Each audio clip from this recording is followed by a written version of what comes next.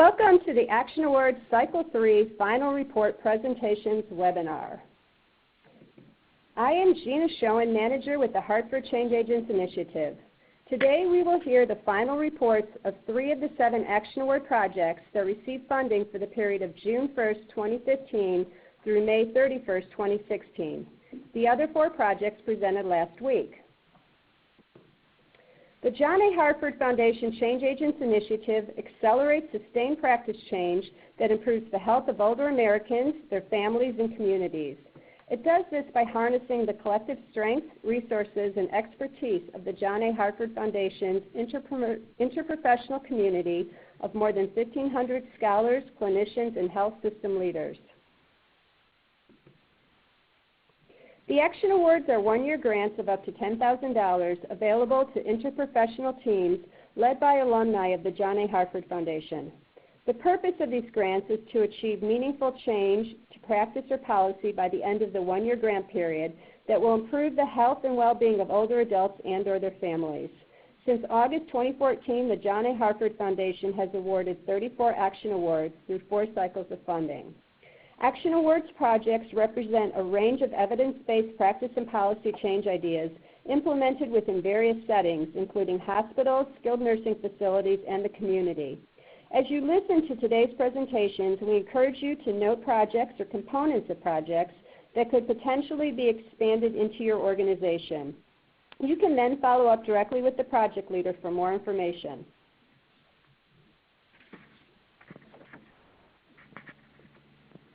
Before we get started, let's review how the presentations will work. Each team will have up to 7 minutes to present, and this will be followed by up to 13 minutes of Q&A with our panel and questions from the audience. Please note that the audience is in listen-only mode. Should you wish to ask a question of a project team, please use the chat feature located in the lower left-hand corner of your screen. We will be collecting questions throughout each presentation and try to address as many as we can during the allotted time for that presentation. To help us stay on time, we will use an audio cue to alert presenters when there is 1 minute remaining and a stop sign when time is up. During the Q&A, we will show a slide when there is 5 minutes remaining. Please note this webinar is being recorded and will be available on the Change Agents website, changeagents365.org. So now it's time to meet our panel. Our first panelist is Dr. Nancy Hodgson. Dr. Hodgson is the Anthony Bovedas Term Chair of Gerontology and Associate Professor of Nursing at the University of Pennsylvania School of Nursing. Prior to that, she served as an assistant professor in the Department of Acute and Chronic Care at Johns Hopkins School of Nursing and Associate Director of Implementation Science at the Hopkins Center for Innovative Care and Aging. She is committed to exploring how to incorporate evidence-based findings into geriatric nursing practice in meaningful ways. Her program of research emphasizes the examination of factors associated with health-related quality of life in chronically ill older adults and the enhancement of science-based nursing practice in older adults at the end of life. Dr. Hodgson has developed a program of research focused on palliative care in older adults with complex healthcare needs. Her studies include an NIH-funded Career Development Award investigating the efficacy of sensory-based interventions designed to ease neuroendocrine distress, and an American Cancer Society-funded study comparing the effectiveness of palliative interventions in nursing home residents with cancer. Our next panelist is Fatima Salam. Ms. Salam currently serves as Director of Strategy and Development for the Patient-Centered Primary Care Collaborative, PCPCC. Ms. Salam has 10 years of experience leading complex national quality improvement initiatives with significant experience managing grant funder and funded entity relationships, maximizing consultant and technical expert deliverables, and implementing measurement and reporting systems for key success metrics. Prior to joining the PCPCC, Ms. Salam was part of the Aligning Forces of Quality, AF4Q initiative, and advised community-wide multi-stakeholder leadership teams funded by the Robert Wood Johnson Foundation on accelerating achievement of quality of care and outcome goals at the regional level. Before joining AF4Q, she served as a Senior Program Director at the National Quality Forum. In that role, Ms. Salam led national committees on evidence-based healthcare performance measures, practices, and tools for quality improvement and public reporting for a variety of healthcare topics. Ms. Salam received her master's degree in public health from Emory University and is currently pursuing a Doctor of Public Health degree at the George Washington University. I would like to now introduce the moderator of our panel, Dr. Laura Gitlin. Dr. Gitlin is a professor in the Schools of Nursing and Medicine and the director of the Center for Innovative Care and Aging at the Johns Hopkins School of Nursing.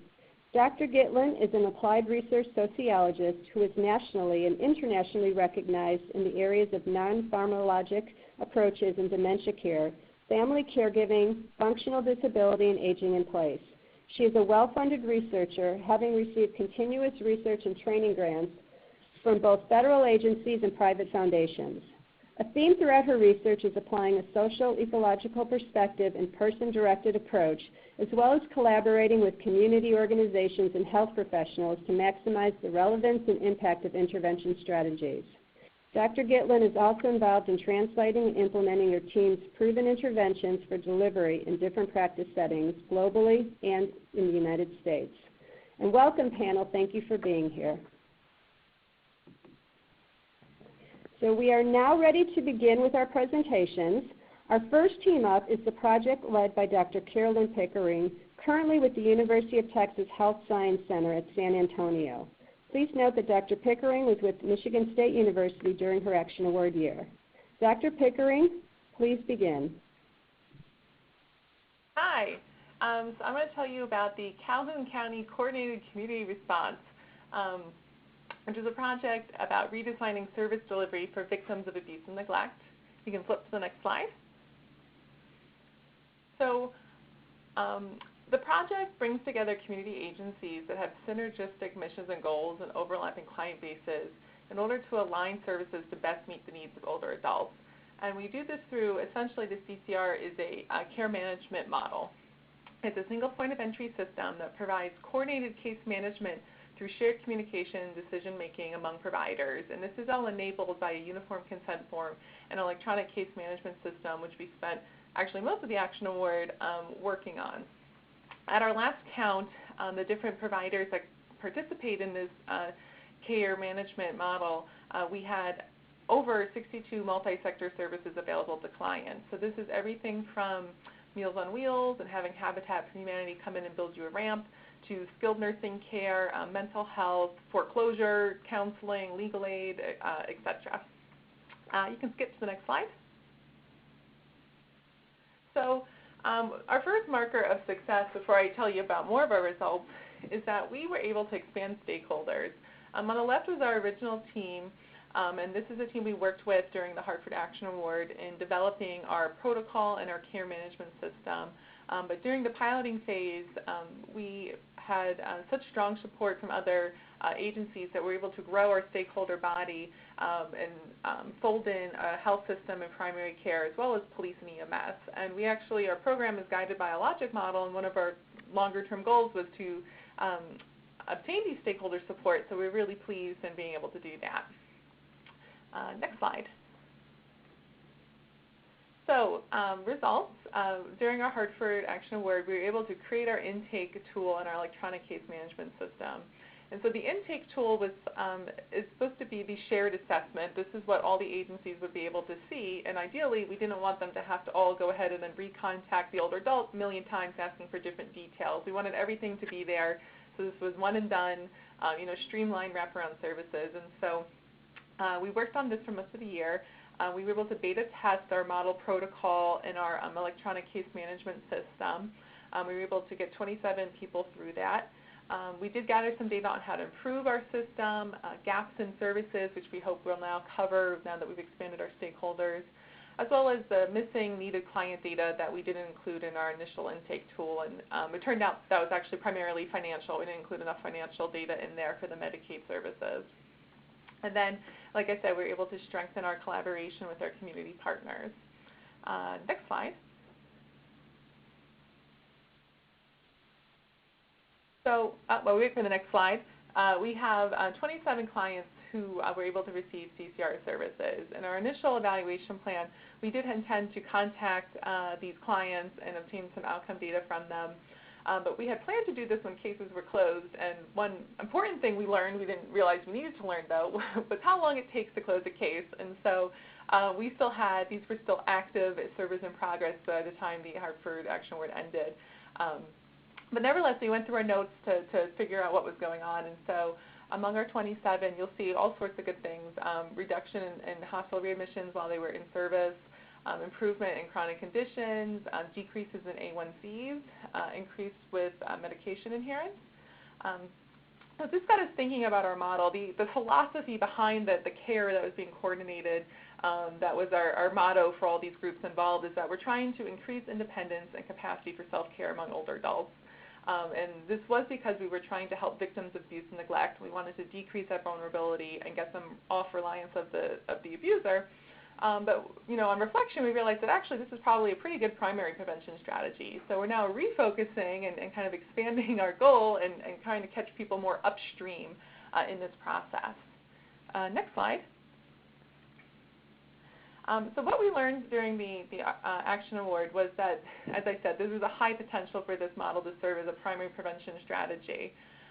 We also learned subsequently that community agencies are experiencing a really high technology and reporting burden, not unlike what you hear about in acute care settings. The agencies, in addition to their own documentation, had to double document everything in the state's electronic records for billing and reimbursement purposes, and then we had them doing it in a third system, and this is the system we wanted the communication to happen in. So we have to give them a lot of credit, our partners, because they were really good sports about doing this. We very importantly learned that HIPAA is only one component of data sharing. We thought that was the elephant that we were going to have to address in the room, when actually with business associate agreements, it actually makes HIPAA much easier. The problem that we have is data sharing and data retention, and this varies a lot depending on who's paying for what, and it's something we really had to work with in trying to construct our team. We also learned that there's a really this project was really timely, and there's a very pressing need for this sort of digital infrastructure in the community. We think that's I know that's why we gained so many stakeholders, including the healthcare systems. This is in anticipation of the CMS bundled payment model. They were really interested in learning and increasing their access to community services and access to patient data. Next slide. So our next steps, we actually successfully competed for a Robert Wood Johnson Foundation Systems for Action Award, being able to leverage all the great work we did in Hartford and our beta testing. And we are now about to engage, knock on wood, October 1st we should launch our RCT to evaluate the impact of this care model as a primary prevention strategy. We're going to be looking at its ability to prevent incidences of abuse and neglect, both measured through police encounters as well as APS encounters. And then we're also going to be looking at emergency department readmissions. A big part of this goal project would be developing a blueprint so that we can figure out what we developed in Hartford, how we can put this in a language that other people can replicate and translate in other communities. Next slide. So our conclusion, we think overall this project was wildly successful based on these outcomes we have and the overwhelming support from new stakeholders. We continue to engage new stakeholders, and we actually have a list of people who, if a slot opens up, that they want to join. And I think a big sign is the county actually gave us extra unspent money to keep on doing this as kind of to carry us over as a bridge between Hartford and Robert Wood. So I'm all done, and I think I'm probably 10 seconds under. Great. This is Laura. Thank you so much. A very innovative approach to this area of concern, and I look forward to our commentary from our commentators and discussion. So Nancy, would you start us off? Absolutely. Yeah, congratulations on a successful project, and congratulations on your Robert Wood Johnson Award. Your particular success, I think, was in engaging such an array of stakeholders.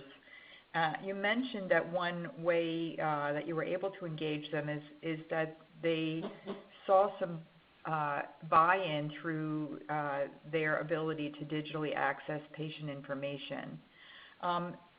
So can you talk a little bit more about some of the key strategies you found successful to engaging your stakeholders? Sure. I think the most important one is that we consider this project to really be a community-based participatory project, and all of the outreach and engagement started with the agencies who are actually involved in the project, recruiting people that they thought should be part of it and doing that initial legwork, and then introducing the research team to the new partners, and that's 100% without the agencies being out there, really advocating for the project they were involved in. That I think sped things up so much. But then I think a lot of these strategies, I've been involved with Hartford for a while now, and things I've learned in these policy institutes and whatnot is we really angled the policy angle and the reimbursement angle to some of these agencies that we were trying to enact. We've been working with the state in developing this project and trying to get the data we would need to support getting this model reimbursed, because there is a mechanism by doing this if they would just change language regarding community health workers. We also, as I mentioned, CMS bundled payment models. This was a big, we got enthusiastic responses from the health system because of the bundled payment model is really going to require them to be better connected in the community and to keep track of people once they leave the hospital for those first 90 days. And so being able to have this way of communicating patient information with the agencies in the community was very appealing to them. I agree. I think your model has broad appeal probably in a variety of other applications. One of the issues you talked about as a challenge was that individuals were resistant. I guess at the provider level, individuals were resistant to adding another layer of documentation, and yet they were compliant. So it sounds like they were willing to fill out this additional documentation. Can you tell us why you think there was a success there, and why they were willing to take that on?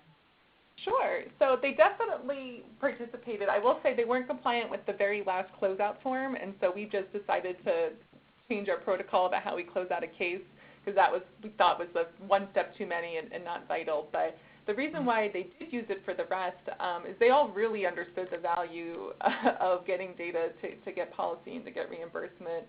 Part of why this model emerged and why this, as I said, this community-based, and why this all grew up the way it did was because they really are strapped for resources. In Battle Creek, Michigan, and really there's not very many providers. There's a great need for services, and so they're trying to get creative with how they can maximize what they have available. And everyone really understood the value of doing this well, collecting good evaluation data, and really just sticking it through to get the data we need for policy and reimbursement change. You mentioned, obviously, the community of Battle Creek, Michigan. Do you feel like some of your successes could be a result of it being the size of that community, and do you think there is replication potential in larger communities, for example, and are you thinking about doing similar work now that you're at UT San Antonio? Yes, absolutely. We definitely think it's replicable, and part of, in Robert Wood's rendition of this, we have a computer scientist who's joined our team who's going to try to figure out how to build something like this on a bigger community-wide basis. But we really want this we've been using the patient portal kind of as our marker point. What we want is a community-based patient portal, something that the patient owns and they invite agencies into, and to put that ownership not on one specific healthcare but on the patient. And so we see the potential for that, so we're trying in this next rendition of the project to figure out how we might put that together so other people can copy what we're doing. In our particular model, we learned that the AAA, the Area Agency on Aging, was really the leader in the community just naturally, so we have revised our protocol just to make them the leader of the care management model and for them to do the initial work. I could see that might not be the case in other communities. There might just be a different agency that more naturally emerges as the most appropriate leader for the model. But so we're trying to work out now what are those details, what are the most vital aspects in replicating this, and which are the parts that are more flexible and can be amended to the community. Well, it's a nice complement to the third project we're going to hear about today. I mean, this is once people have been identified as risk, where the third project is really more about finding those folks. But it is nice to have this conversation about this population. Thank you. Yeah, thank you. Great. Thank you, Nancy. Fatima, I'll turn it over to you now. Great. Thank you so much. And I want to share my congratulations as well on a very successful project. I wanted to go back to the intake because I think, I agree that one of the most interesting components of this is how you mobilize all these stakeholders for a common purpose. And when you all were creating the intake tool, you had mentioned that everybody was involved in identifying elders to receive these services. So can you talk a little bit about how you came to consensus on a shared understanding around what elders, what would trigger sort of these services for the elders? And I guess the reason why I'm kind of thinking about this is because were you worried at all about scalability, and did you have a maximum number of people that could receive the services at a given time? Because, this type of work is extremely labor intensive from the care management perspective. Great. So let's see. You asked about the intake form and scalability. So yeah. On the intake form, we spent a lot of time working this out as a group. And what we ended up doing now in this next, after we beta tested, we decided that I guess our cleverness of what would be most useful and what not, we are now just using, the majority of the agencies for their services use the State Department of Health Human Service. They have their own eligibility screener, and so, since the vast majority of these services that are reimbursable need that form, we decided to just keep it simple and use this form. Our creativeness of which are the most important parts of the form. So that's how we came to the intake decision. And so to be as long as you qualify for some sort of, you have some sort of complex care need or complex social need that requires more than one service, then you get into this model. And a lot of it is, you think that the person comes in here for this problem, it might need these two things, and then as you're doing that, you learn that, oh, well, hold on, there's this whole other thing going on, and that's where the whole communication and having this team available comes in handy, because it's like, okay, they mentioned this thing, and so I think maybe they need a referral to you for this reason, and so, it's not just a one-and-done sort of thing. It's fluid. You learn as you get to know people, as the community health workers go to the home, you find out all these other things you didn't realize on the initial intake. Then as far as scalability, this is something that's on our mind, and we don't have the answer at the moment. We reasonably decided when we were planning for Robert Wood that we're going to have 150 in this group and 150 standard care. We've helped the AAA get more money to hire additional people, and they think 150 is reasonable, but we are going to actually take that into account in our analyses. We've designed it in a way that we can look at caseload and see if the actual caseload starts to impact outcomes, because we're just not really sure at the moment. Great. No, I think scalability is something that's, keeping that top of mind is always a good thing. I guess my only other question, or just something I wanted you to talk about a little bit further, was just from the beginning of the project, how you fostered the trust across your stakeholders, across the folks who would be providing these services. Was that an issue, or did that already really exist because everyone was, part of the same community and working towards the same types of goals? It already existed. It was me That's that great. had to get old. I was the new person in the community.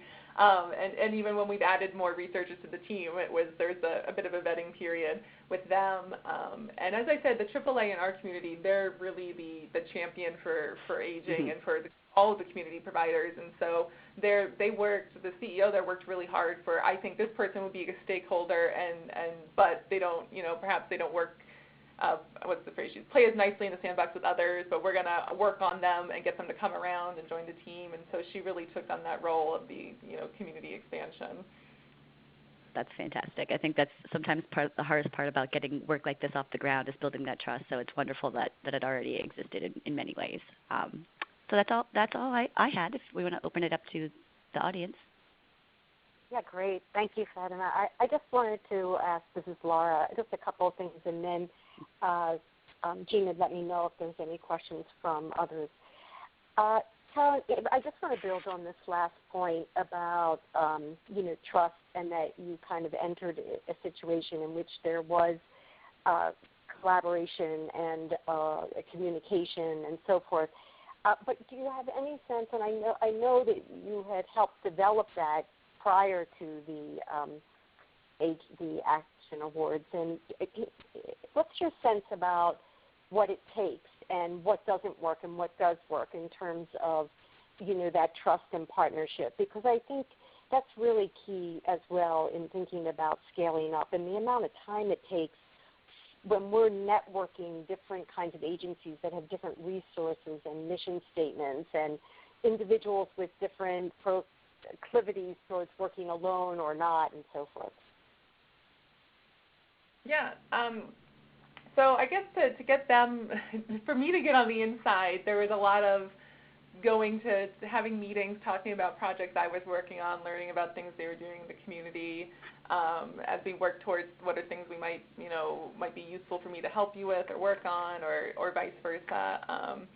Then I think once I was officially vetted by the AAA, and that got me a lot of credit with other people, I believe, but as we kind of built our teams, and right now, as I said, we've got a list of people who might be interested, who want a spot on our model and to participate, but we've learned that you got to, especially with something with so many players, where you got to take it slow, and kind of, it's not an all-in at the same time kind of a project, that we perhaps initially had too many people in the pot, and we've kind of had to scale back and then slowly add on additional layers of agencies. Not necessarily because of trust, but everyone has different priorities for doing these sorts of things, and so it was making sure that we can keep the initial integrity of the project without overwhelming it. Yeah, and one of the things that I've learned from working with different social agencies and them trying to bring together different groups and so forth is that roles and differentiating roles is very, very important. So with a lot of people participating, if everyone has a clear understanding of their own role and that of others, it makes the process that much smoother, because people don't want to duplicate, or they also want to be valued for what they can bring to the table. So I find that besides trust, which I agree is really critical, role and role differentiation is a make or break in these collaboratives. If it's not clear what people are supposed to do and the accountability structure for that, and I mean that in a positive, supportive way of accountability, then people lose interest and they don't feel valued or that they can participate. I do have one other question, given that it seems that we still have more time. And could you speak a little bit more about who these 27 people are? Are there any particular trends that you see in the kind of abuse that they are encountering, and are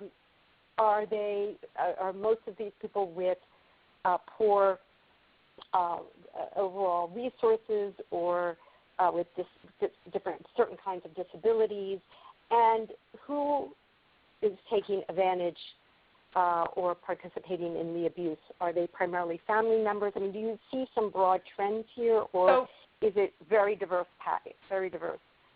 So this is, our goal was to be able to tell you all of that. And so the way this played out, the referrals mostly, or the clients mostly were referred from primary care, in that they thought there was, they had been reported there were things going on. And so we actually don't have as clear of a picture as far as those sorts of stats.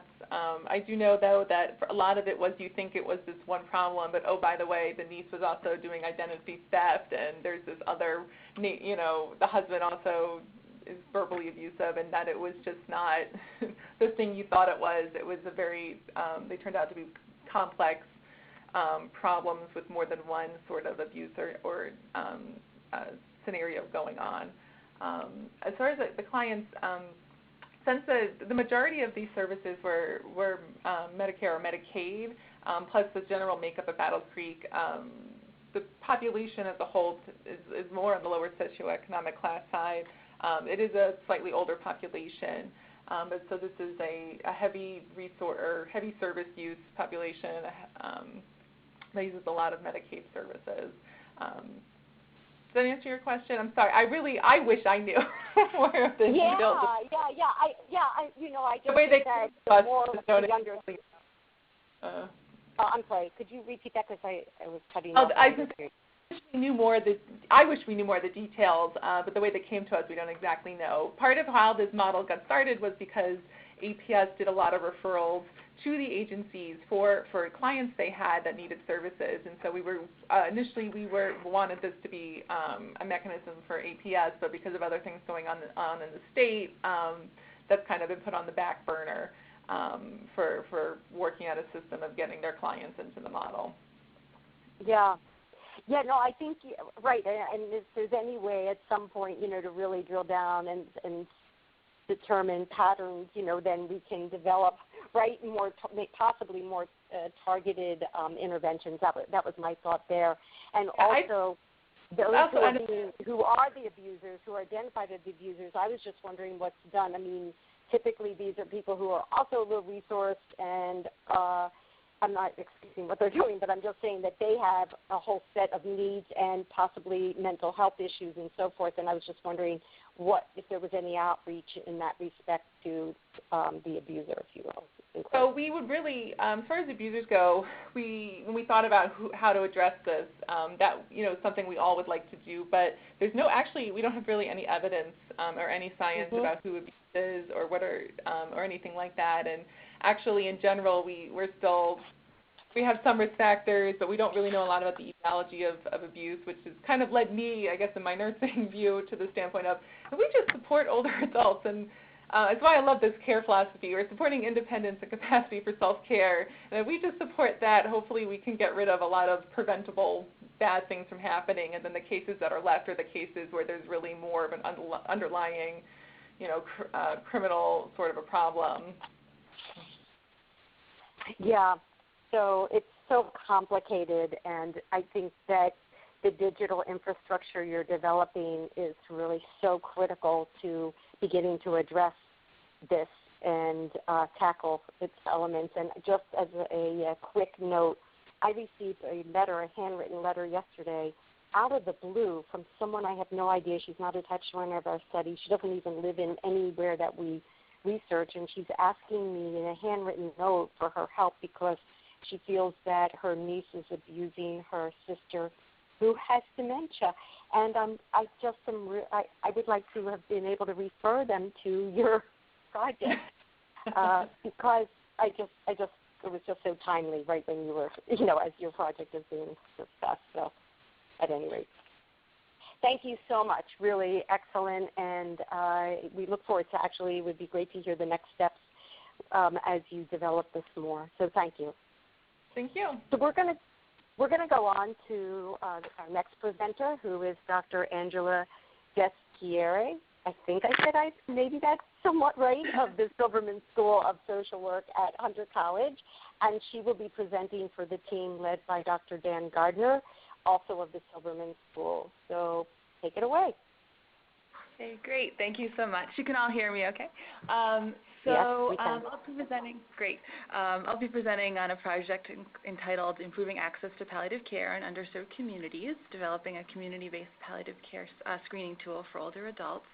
And our project is actually a collaboration across a few different institutions, the Brookdale Center for Healthy Aging, the Silverman School of Social Work, the Hunter Bellevue School of Nursing at Hunter College, and the Division of Geriatrics and Palliative Medicine at Weill Cornell Medical College.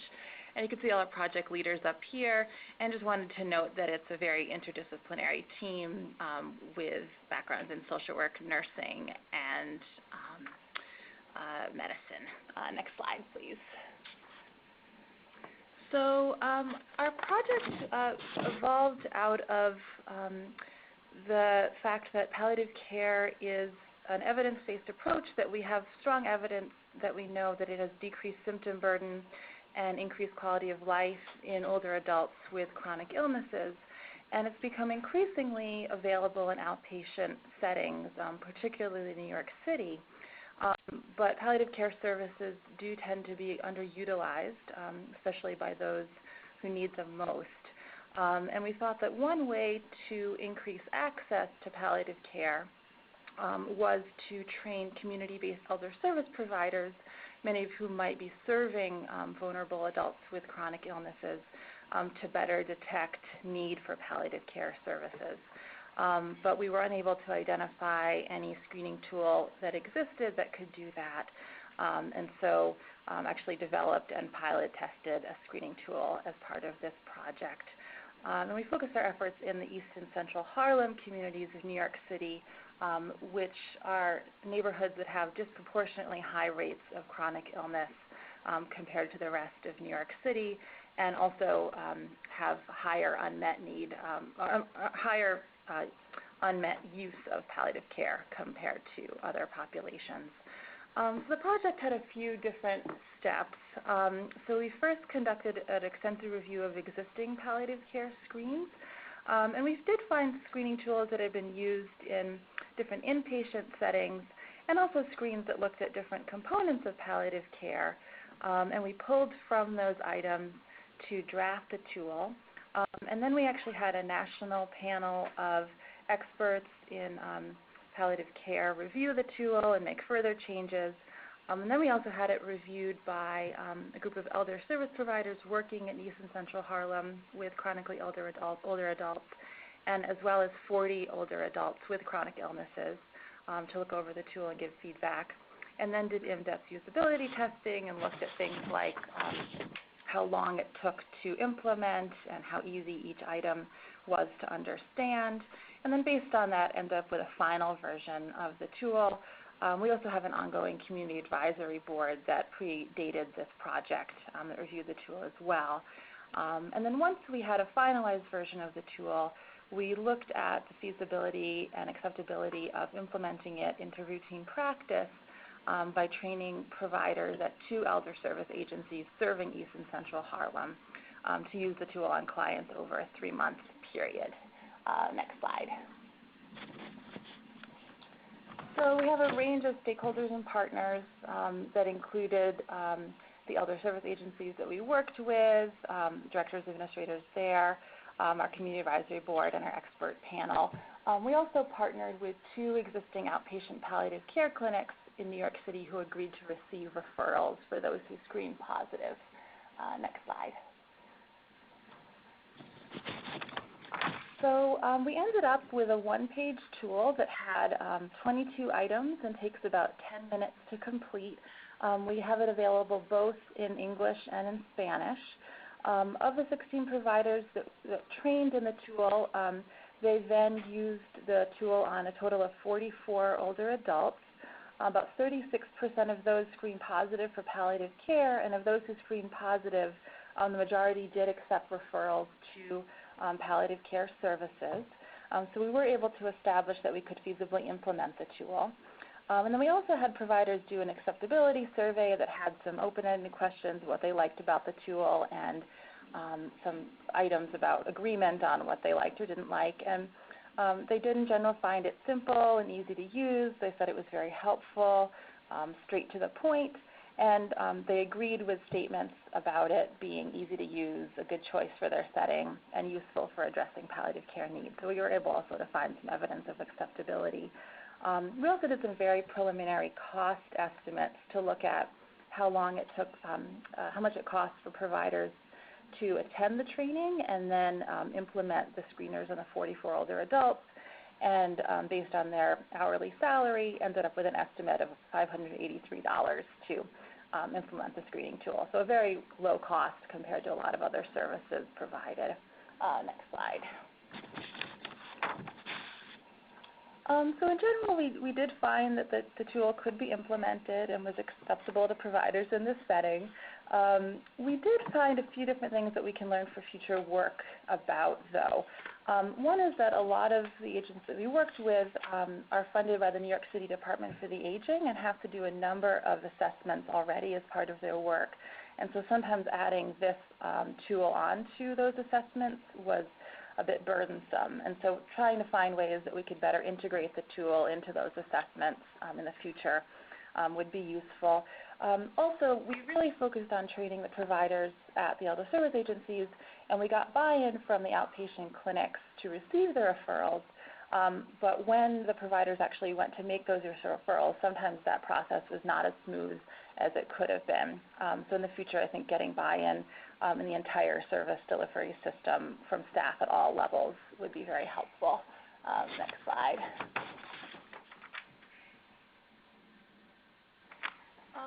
So in terms of next steps, both of the elder service sites who use the tool are planning to continue to do so. We also hope to meet with the Department for the Aging in the next few months to see how we can integrate the tool into existing assessments. We're trying to disseminate the tool more broadly at local and national meetings, and we're also thinking about ways that we can make it available on a website, as well as the training on how to use the tool. And we're also speaking with the National Institute of Nursing Research about how we could potentially scale up the tool. I have 1 minute left. Next slide. So in general, we did have a tool that's brief and easy to use and acceptable. We do need more work to understand how it fits into larger systems. We also would like to look more at the psychometric properties of the tools and on client outcomes. So we just looked at the provider behavior, but going to see if the clients actually did use palliative care after the referral, and if palliative care was helpful would be a wonderful next step. And we are working on a communications and dissemination plan and attended the Hartford Communications Institute in Chicago this last summer, and are building upon that. Thank you. Great, wonderful, and a lot to discuss, so thank you. I'll ask you, Fatima, to begin our discussion. Great, thank you, and congratulations on a great pilot project. This is such a huge need, and it's great seeing that folks are providing evidence-based tools to get folks into palliative care. I actually wanted to go first to the training that you provided to the healthcare providers who are going to be using the tool.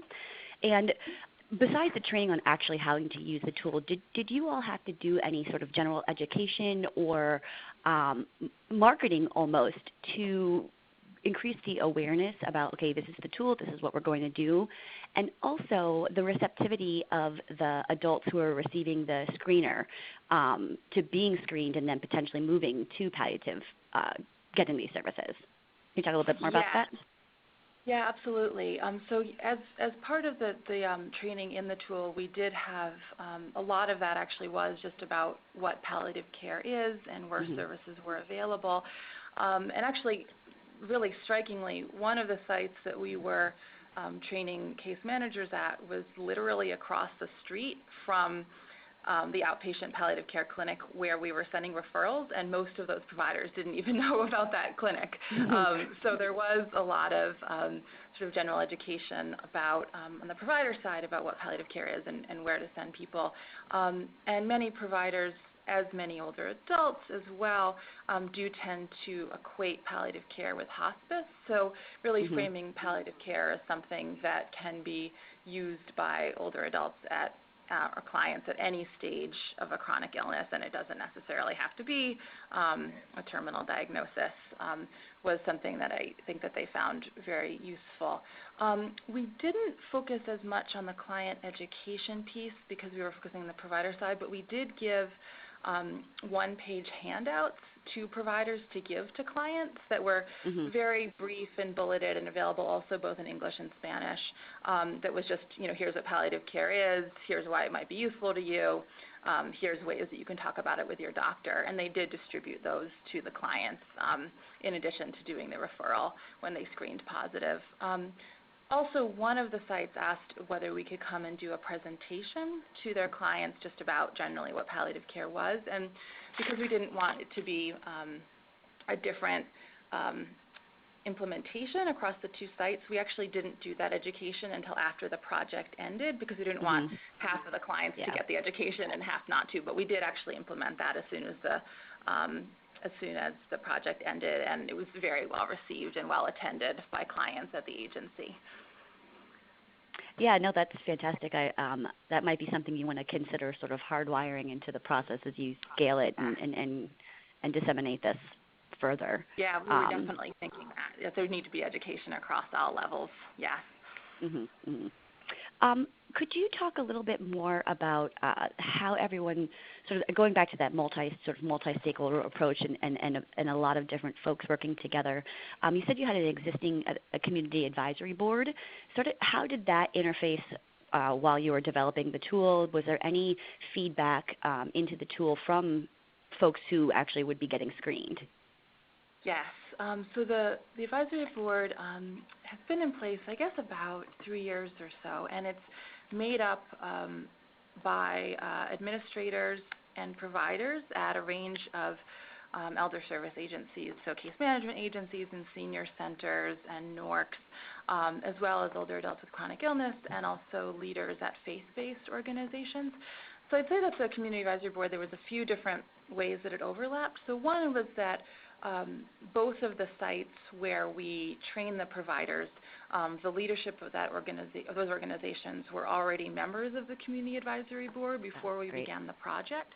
So they had sort of buy-in from the beginning, and then they were also really helpful in facilitating having the training and making sure that all the providers were on board and getting the evaluations implemented. And then once we had a draft of the screening tool, we actually did have 2 separate meetings with the Community Advisory Board, with all the members, where we did give the tool to them and had them review it and give their comments and feedback, just to make sure that the structure and the word choice and the order of things made sense to them. And they had a few minor changes, but for the most part, everyone felt like it was something that would be really useful to the community. So it was really helpful extra validation beyond the other work that we had done in the meetings and individual feedback from the panel. Great. Thank you so much. I think that's all I had. Thank you. Wonderful. Thank you. Nancy, I'll turn it over to you. Sure. So where did you receive most of the screenings? What setting seemed to be the most successful in adopting the screening process? I would say that they were actually equally. So I should have said in a little more detail. So one of the sites that we went to was a case management agency. So case managers were primarily doing home visits and seeing clients in an ongoing way. And the other site was a senior center where older adults from the community would come in and for different events and activities, but would see providers there on site. So the locations that they were being seen, and also I would say maybe the mobility of the clients and perhaps some of their level of functioning was a little bit different across the 2 locations. But in terms of the sort of acceptability from the providers and also the number of screens that were conducted, and even actually the number of positive screens, they were pretty equivalent across the senior center and the case management agency. I guess that's what I was thinking about, is where you were getting more positive screens. So once someone screened positive, how seamless was the referral to palliative care? Did that vary across these settings as well? Yeah, I wouldn't say so. I wouldn't say it varied across the settings that were doing the screening, but it did seem to vary considerably depending on where the referral was being made.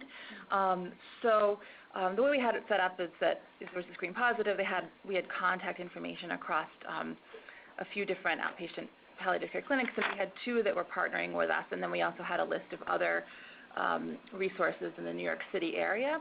And we found that one of the sites that had one of the outpatient clinics received the referrals right away and followed up immediately and was able to take the information from the screener, and it all went very smoothly.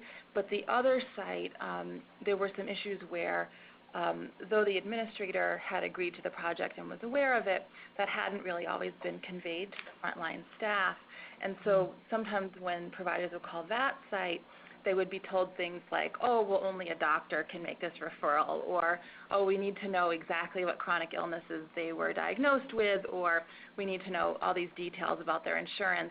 And so in those cases, the provider would become frustrated, and we did provide ongoing support in this process, and so that we would end up following up with the head of the organization and then actually getting that client in, but it was definitely more complicated than it should have been. Okay, thanks, yeah. You mentioned sort of doing psychometrics. I mean, I think that would be an important step, particularly to identify the key items that predicted, screen positives from your tool. But so you'll require some that being a step sometime down the road. But anecdotally, can you share whether or not there were particular items in the screen that really stood out as the item that predicted screen positives? Yeah, we For still what need to particular items? Yeah, we still need to explore that in a little bit more detail.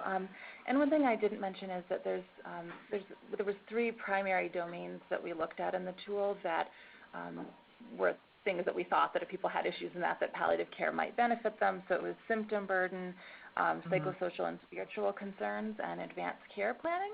And just from thinking about what the patterns were, I would say that almost everyone had very high symptom burden. And so, needs around that would definitely be high, but that the psychosocial and spiritual concerns seemed less frequent, and the advanced care planning was very mixed. I mean, some people, did have things like healthcare proxies and living wills in place, and others didn't. So I would say that we'd have to look more at like the pattern across them all, but the symptom burden was the most salient. Very interesting. Okay, well, thank you. Those are my questions. Thank you. Great. Thank you. This is Laura. I just wanted to ask for you to talk a tiny bit more about your dissemination thoughts. I was wondering if, you've thought of ways to go beyond the kind of routine approaches of presentations and publications. Not to say that they're not important, but they're really just the beginning of what would be an important approach to getting the word out. So have you had discussions? So, for example, is the tool something, and as you were discussing with Fatima, an instructional design piece, is that something that's available on a website that, you could provide for a reasonable fee to hospital systems, and you could put into place a dissemination approach that involved outreach to a variety of healthcare type organizations? Have you thought about that at all? Yeah, we definitely have, and I think that the main thing that we sort of are trying to figure out is sort of the best timing for that, because it seems like there's in a way almost 2 ways that we could go with the screening tool where it is right now. One is to really understand its validity and reliability and its impact through additional research. So really trying to make sure that it is, sensitive and specific around palliative care needs, and that, it can be reliably administered by different providers, and that it does, increase clients' well-being in the long term if they do actually enter palliative care services more frequently after using it. So really trying to establish that it works. On the other hand, we have had a lot of interest from providers about making it more widely available, and we actually did do a presentation a couple months ago at a Westchester palliative care conference that was attended by hospital social workers and case managers and nurses, and they were all saying that if there was a website that had some basic guidelines on how to use it and where they could download it, that they would love to use it right now in their practice. So it's something that we're definitely considering, and that we really do want to make it more widely available. It's just a question of making sure that before we disseminate it, that we know as much as we can about it actually having the impact that we want. I'm sorry, I put my phone on mute. So yes, okay, so that's great. No, and I think that you will see an increasing demand, and so giving a lot of thought to that, because the dissemination becomes it's a workload issue as well as consideration as to who has or what groups have the expertise to really get, I'll call it a product of what you're developing out there. So I agree with you. You always have to focus on the science and attend to that. But at the same time, it's never too soon to really think through, well, how could every hospital in the country use it? Or I think there would be also international interest, to be honest. I think there would be. Yeah. And that just brings me to a piece about, you said it was in Spanish and English.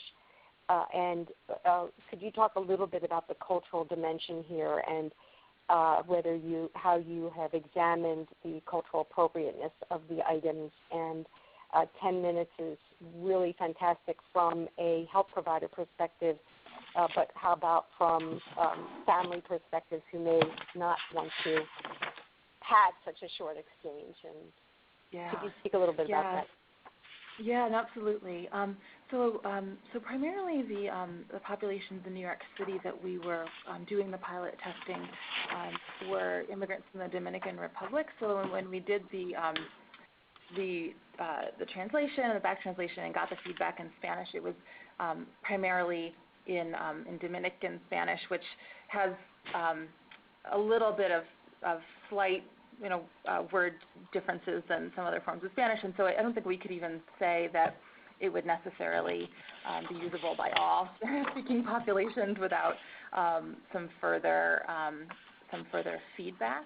But I will say that because we did get feedback from older adults, we did find that their response was very similar to English-speaking audiences in terms of really liking the tool and finding it easy to use, and feeling like it did kind of resonate with their needs. But the cultural sensitivity is something that we really do need to explore more in future work.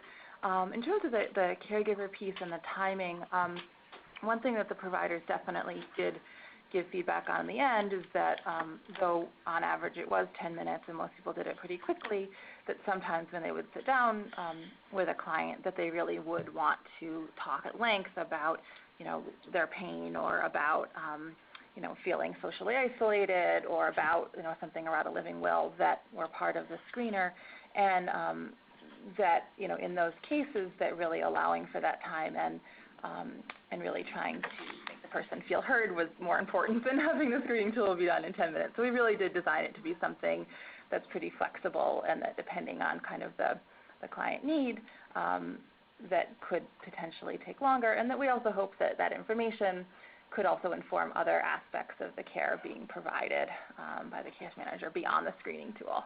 So I don't know if that fully answers your question, but no, that's great. And just to say that I think the cultural dimension here is so important for all groups, and that also needs to be placed as part of the training with health providers as to how to use the tool and what it will mean for different people. Yeah, so, absolutely.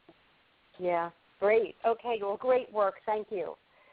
We're going to move on to our final team, and this is a project that's led by Dr. Caroline Gelman, also from the Silberman School of Social Work at Hunter College. I hope you guys all talk to each other, and we will be presenting this.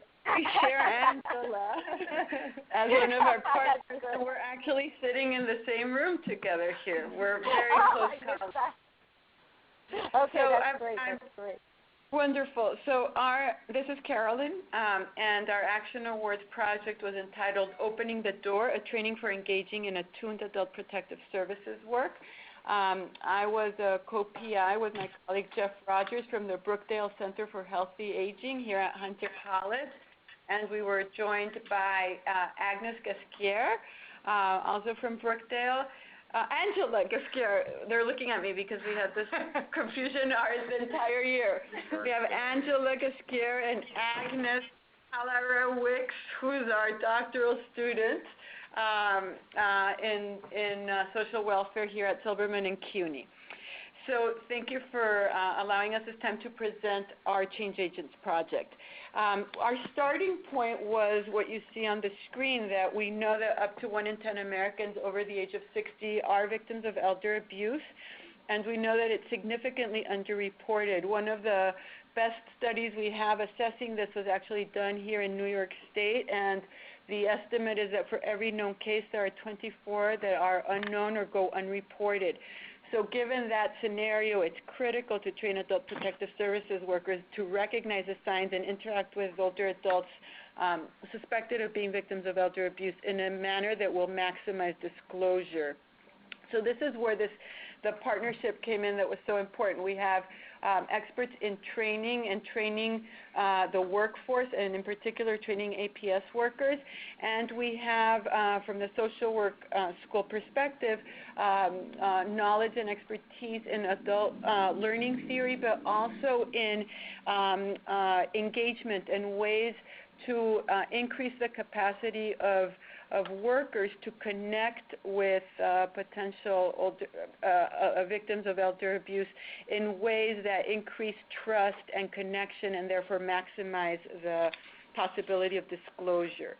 So we developed together an 8-hour training in relational engagement and assessment of at-risk older adults. It's called Opening the Door. It's a result of direct response and reported need from New York City Adult Protective Services workers and the New York City Elder Abuse Center. We heavily relied on their input through focus groups in what they wanted and needed in a training. It's also heavily grounded in adult learning theory, so it's an extremely interactive training with lots of case examples, role plays, self-reflection, self-care. And one of the things I wanted to add that's not on the slide, apropos the discussion of the first project, is that one of the things that also makes it different is that we talk a lot about also involving the alleged abuser, that for the work to be truly comprehensive, that portion needs to be in there as well.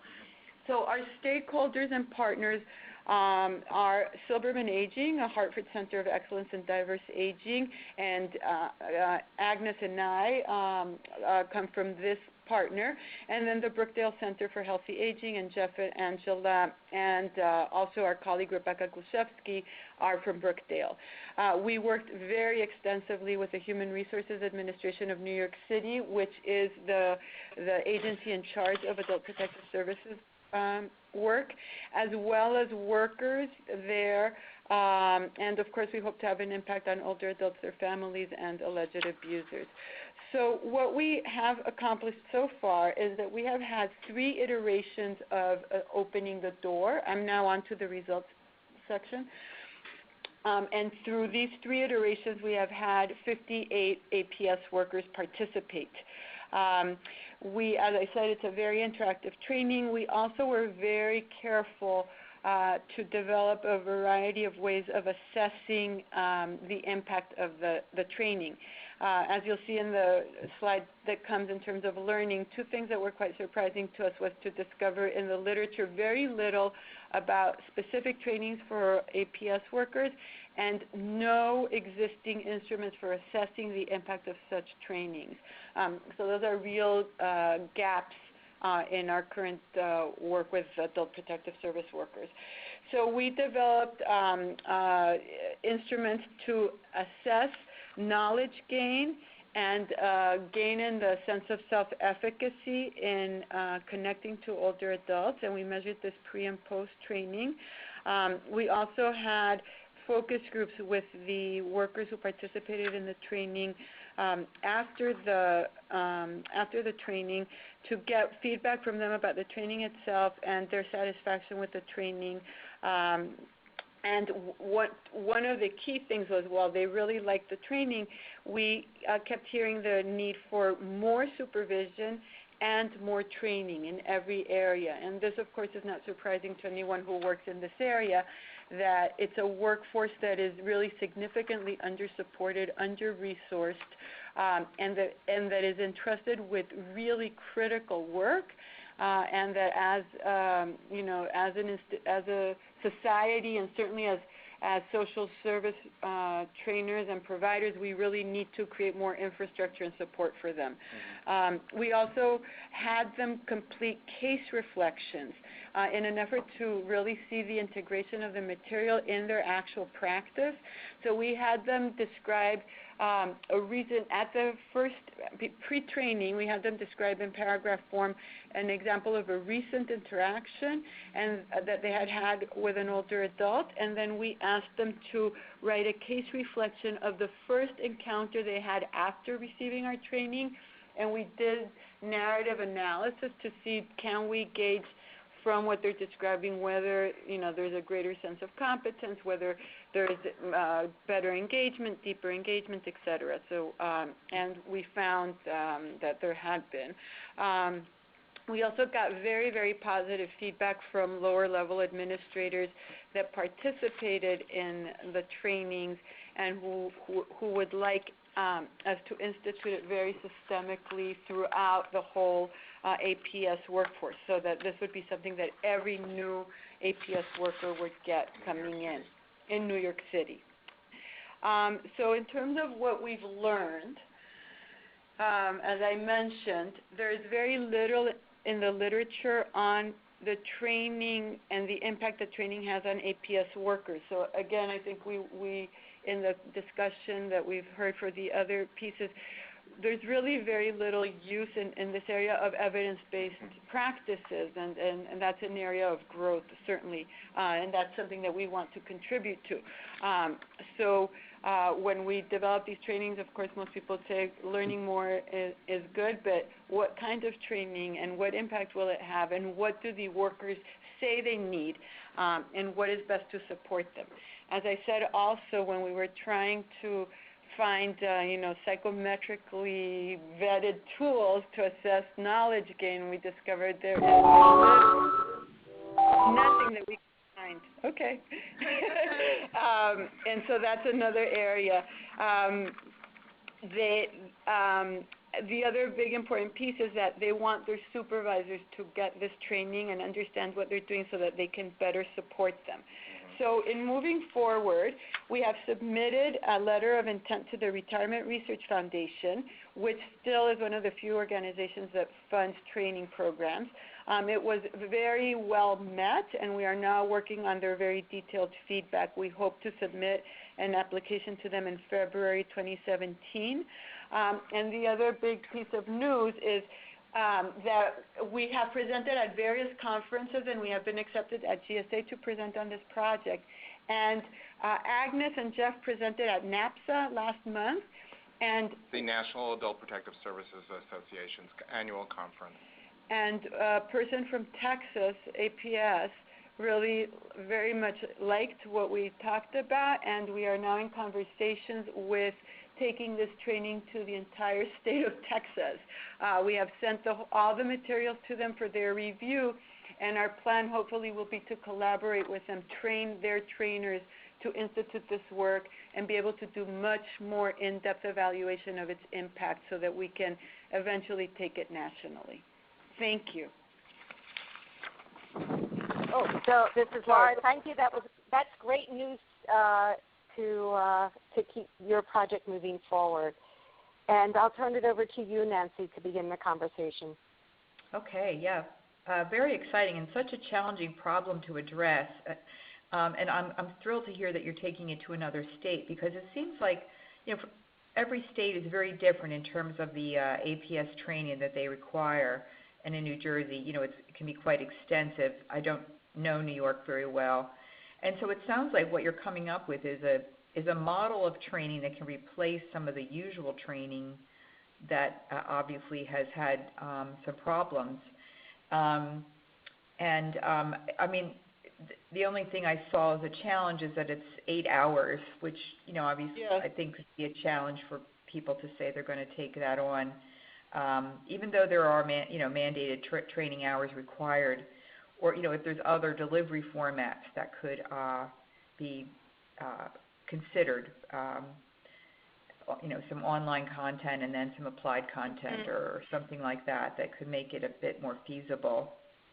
That has certainly been one of the issues, and also just from a pedagogical perspective, ideally we would have presented it at least in 2 4-hour chunks, so that there would have been some time for application and getting feedback, having the workers go do some of the work and come back and report on it. But as you say, there's a lot of institutional barriers, and the next step would be to figure out how to make pieces of it available in other ways.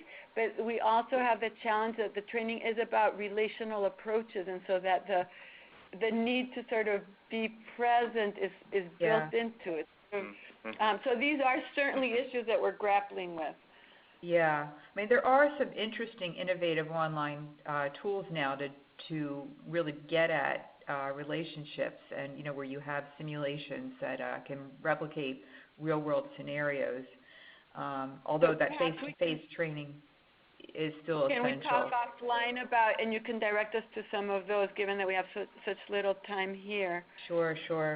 Wonderful, thank you. And so that a lot of this is falling to the adult protective worker, but there seems to be room for other, because these, you said one out of, for one person detected, there's 24 that are hidden for a variety of reasons, some of which may be, not within where APS may never have contact, and there's such a big role for public education or other ways of finding these hidden people. Yeah. Have you thought of building that into your project? Yes, we're thinking of going in two directions. One is at the request of the workers themselves that we get the supervisors much more involved, again, so that it's not all the responsibility doesn't lie on them.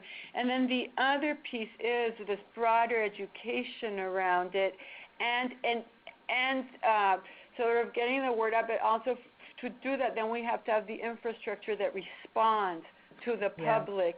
With education, with a phone line where people can call in and all of that. And so again, one of the barriers is getting the institutional backup. It's hard to create things if we can't sustain it, right? I mean, we can come up with all the education, but if it can't be actually put into effect, then it becomes an issue. But yes, these are all very important questions. I think also the strength of the model that we've built is that if you sort of strain out the APS aspect of it, the skill building that we've developed is deployable. It can be deployed to other areas, to other frontline service providers who interact with vulnerable elders.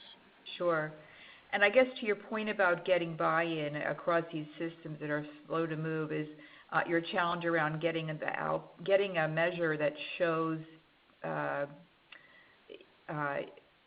you had some measurement challenges because you haven't found an instrument, at least in the literature, that shows change in behavior or change in learning for APS workers. So you have to come up with some rubric that is what the stakeholders are going to be looking for to buy into this program. Yes. Well, thanks. I mean, congrats on the Retirement Research Foundation application. That's all my questions. Thanks. Okay, thank you. This is Laura. I just wanted to mention that I know you already have an LOI to the Retirement Foundation, but just keep in mind that, I said that backwards, Retirement Research Foundation. But as you move forward with Texas, foundations really like to see evidence of pilots, so that could be your pilot, whether they before they fund you. And so I'd make a really big deal of it if you haven't already. I think it's a big deal. That's funny you should say that. That's exactly the direction we were thinking about going. Well, and in fact, we may, if this works out with Texas, and we were even talking about delaying the application to RRF because this would give us more data. Yeah. And I don't know if you have some thoughts on that. Would that make sense? We're a little concerned about. One of our other questions was if any of you had suggestions for other foundations that are still funding training. I know that that's really a very difficult area to get funding in, and so we feel like RRF is our one and only chance almost, and we want to submit the strongest application that we can, and so we may end up postponing if the Texas possibility works out. So I think it's painful to delay. At the same time, you may very well have a comment that comes back and says, where's the evidence, but that this will work, or do you have any direct experience? So I actually would speak to Nancy's rival at RRF and talk to her about this and ask her opinion.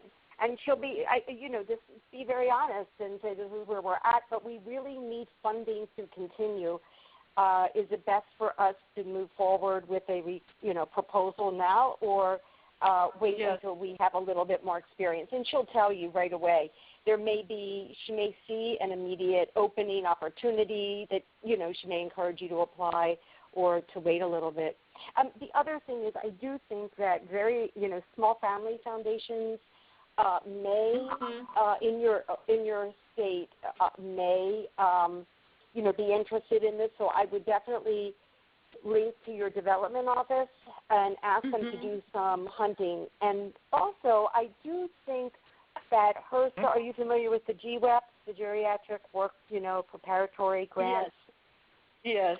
So they are all about training, and it would be, I don't know if Hunter has one, but, I would look online to see who has these. They are developing training in a wide range of areas, and see in what ways you potentially can join forces. There's little funding. I'm not suggesting that they're going to turn this over to you and say, oh, yes, please do this module for us. But I think it would be good to know what they're doing. And I honestly do not know the next wave. I just am not on top of the next wave of GWEP funding. But I think if you reached out to Joan Weiss at HRSA and explain what you have and that this really fits into, what they're looking for, she may have some opportunities for you. Wonderful. Thank you for that great suggestion. So I don't want to put the first team and Carolyn Pickering on the fence here, but I just was wondering if Carolyn or any members of your team had any questions for this Hunter team. So I just thought maybe you would have something to say or a question because you're both in the same area. Laura, I think Carolyn had to hang up after her presentation. Oh, okay. But Carolyn, if you want to call back in, because I see you're still with us, call back in and do the #1. That'll bring you back into the broadcast. Carolyn, no, she sent us some questions. Okay. She said, what is the educational background of the APS workers? Yes, so that also varies. Some of them, I think they all have to have a BSW. No, BA. Oh, BA. Yes, I meant a BA, but not a BSW. And there is a lot of variation in terms of the quality of that education. So we see that even in the case reflections and the writing, and also in terms of the reliability and validity of the written instruments pre and post. That it seems like some people have even basic problems with comprehension, even though we of course wrote them at the 8th grade level or around there. So it is a that's one of the issues, and the training is very, very aware of that, and we introduce concepts like defenses and things like that in language that is accessible and understandable and relevant to what they're doing. But that is a point, and again, one of the things consistent in the focus groups is we want more training. We want more training, and we need more training. So I got back in the chat room. This is Karen. Oh, thank you. Welcome back. Yeah. So I asked because I know someone mentioned virtual reality. So I actually developed a virtual reality training program for Michigan in which we taught in-home community-based service workers how to do abuse and neglect assessments. Wonderful. Yeah, and so we had a lot of interest from a lot of different agencies about using this training, but the thing, we were training nurses and social workers, and as you have just pointed out, not all APS, agencies are made up of nurses and social workers. Right. They weren't in Michigan. We were training, as I said, in home community-based services, but so it's been an interesting thing to think over for me in trying to figure out what to do with this virtual reality because the educational needs and backgrounds of APS workers vary so much by what state you're in, even by what county you're in. In California, there's counties where they're all MSWs and board certified, nurses. and then there's places where it's not. So that you're going to have an interesting challenge of, I guess, scaling in a different sense of scaling the education based off of what area you're training in. And then would it be possible for us to see that work? Sure, that it you is. Did? Yeah, I can email you the paper. Yes, wonderful. Thank you. Thank you. But that, in a nutshell, is one of the big problems. Well, first of all, that there's such variation by state and even localities in the preparation and the support that the workers have, and then when you are developing programs, making sure that it's relevant and accessible to that population. One of the ways I think that we can begin to address this is because this idea also comes from them, and for us it was the key to sustainability, which is that you also train their supervisors. Even the supervisors, you have to train the whole system so that there's like a mutual loop of support and a reiteration of the really fundamental concepts that you're trying to to establish, because they are so critical and basic to things like engagement and establishing an alliance and self-care, and not forgetting about the alleged abuser, and how to incorporate them. So all of those really basic skills that would go a long way if you systematize that by having the supervisors also know it. And in fact, that's really what we're talking to the RRF about, that the next iteration and the next level also incorporates training for the supervisors. So this is Laura, and as you were talking, I wanted to just raise the issue that we seem to be coming into the training late.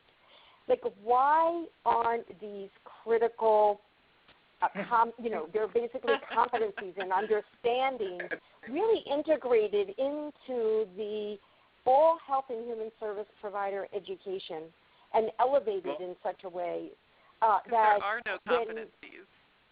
Right. Well, New York State has competencies. So, but the thing about training in APS in general is it's very broad and very task oriented. So what are sort of erroneously described as soft skills, which is what we're talking about in terms of engagement, are sort of back-burnered for the best, in terms of how they're supposed to. They sort of just target themselves in terms of the risks and the other issues that are surrounding the client, and not understanding that these so-called soft skills are really the pathway in which you are able to access the client, engage the client, and make sure that they come to a whole. So I think you're seeing this because the rise of the caseloads also. The caseloads are really in New York State. I know that the caseloads are expanding. And the traditional methods of this task orientation are proving to have limited effectiveness in terms of their ability to resolve some of the more complex cases. For example, in New York State, particularly in upstate New York, they have a lot of younger clients who have aged out of the foster care system. They don't really have any benefits, but they have significant impairments, and they're very different from the model of somebody who is an older client. So the whole system is sort of predicated not on an older client, but on an impaired adult client. So it's sort of a broad brushstroke in terms of providing learning to the frontline service providers who do this work. Yeah. Well, Fatima, would you have anything that you'd want to say or add from your unique perspective? This is a great conversation. I don't want to necessarily disrupt the flow of it. My main question that I wanted to sort of elaborate on a little bit more or get some more information was about the measurement component and the increasing the evidence base around this. And I understand measurement around, increasing knowledge for the workers through the training, but have you thought a little bit about impact outcomes in terms of folks referred to service, or more on the clinical, what happens after end of it? Yes. So we had proposed two measures for that. So one was gauging the number of reports, and of course, ironically or paradoxically, if this is successful, then you're going to see an increase, right, in the reports. Yes. And then the other piece was reduction in no accesses. Yeah, the reduction in a certain terminology that's used here in New York State that legally requires someone, if there's the older adult may not have said that they're abused, but you suspect highly that that's the case, and then you get legal permission to intervene. Right. So, I'm sorry, Karen, let me just, so if somebody's denying access and there is a strong belief that there's a need for services, there's something we'd call in order to gain access. Essentially, it's a civil search warrant. And what we're looking at is whether or not the number of no accesses would be reduced after the training. So the reason that we didn't institute those measures is because we have a vast organization, and we basically targeted a total of 58 people out of hundreds and hundreds of people in all the boroughs of New York, and so it didn't seem like it would give us any viable information, that we were unlikely to see any change in that, but that's certainly where we would go if we were able to have a more systematic, rigorous evaluation, which would happen, for example, in Texas, because the invitation is by them, through them. It's very centrally organized. We spoke directly with the director and the director of training, the director of the whole APS in Austin, Texas. So here, these are, talk about having buy-in. I mean, they're the ones in charge. So I think there we could more systematically, rigorously look at this. So it was a decision made in terms of viability now, and being as non-disruptive of how they function as possible, so that they would give us the opportunity of continuing to do the work, right? So we get the positive feedback from the workers and the low-level administrators. We get the tantalizing positive feedback from, on the knowledge gain and on the sense of self-efficacy from the workers, and that would give us enough entree to then do this, broader work. But thank you for thinking of the outcomes. Yes, so I just wanted to say that this is a great discussion, and thank everybody. And we are going to have to stop in just a half a minute. And I was going to ask you, Nancy, if you had any last question or statement that you wanted to make. I'm so thrilled to just hear the success of these projects and the plans for scaling them up, and for being creative and thinking about potential funding streams. So it's just been such a rewarding process to just watch the evolution of these projects and see the tremendous outcomes. I don't have any questions, just that comment. Yeah, thank you. And I'm just going to say ditto. That was nicely put, and I share that profoundly. I mean, they're really amazing. And I also just love the way you're all juggling the science, the data, the evaluation, and not losing sight of scaling and dissemination. And this does represent a new level of complexity that as researchers and practice-based researchers, we really need to consider simultaneously, and you guys are the real deal and really doing it, so it's very inspiring. And with that, I am going to turn it back to you, Gina. Well, thank you so much, Laura, and thank you to Nancy and Fatima for being part of the panel and those just great insights and questions, and of course, thank you to all the presenters. I think Laura and Nancy said it so well. It was just quite a session today we had. And we are recording it, so we will put this online. And we just appreciate all the learning that you've shared with us today and throughout the year. It's been a pleasure working with you all. And with that, we'll say thank you again and enjoy the rest of your day. Bye. Thank you. Thank you. Thank you. Thank you. Bye. Bye.